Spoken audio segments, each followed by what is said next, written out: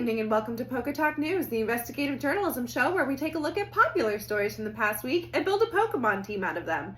Now, because last week was so depressing, we here at PokéTok News have chosen to focus this week only on positive or at least neutral stories that have happened.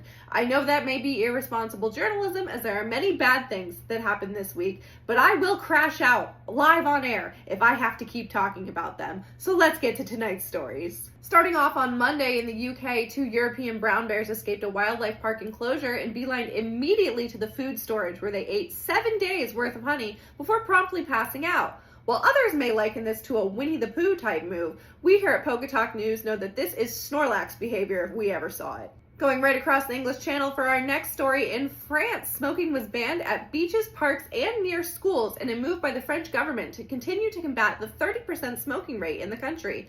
We here at PokéTok News approve of any measure to try to get rid of all the wheezing. Turning now to sports news, we head over to China where a soccer game has shaken the nation as 2 teams of humanoid robots faced off against each other in Beijing. This was all in preparation of the World Humanoid Robot Games, but before Cinderace gets too worried, some of the robots aren't quite there yet and still had to be taken off the field in stretchers. In Australia this week, commuter traffic was delayed as whales were spotted on Sydney's Humpback Highway, where ferry boats had to be stalled to allow the humpback whales to pass.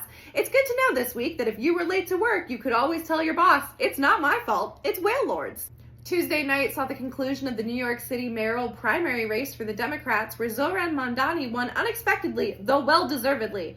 And for this, we decided to look at the Unova region, specifically designed to mimic New York City and the Americas, and then looked at the Pokemon for that region, looking for Pokemon who want to make a safer, happier, healthier people, a Pokemon with a good heart, and for that, we chose Audino. Lastly tonight, this is the final PokéTok news of Pride Month, a topic we sadly haven't discussed very much. So we look over to Hungary, a country that in March had banned its Pride celebration, but this week saw over 100,000 citizens show up in Budapest to celebrate anyway in defiance of the government and police orders.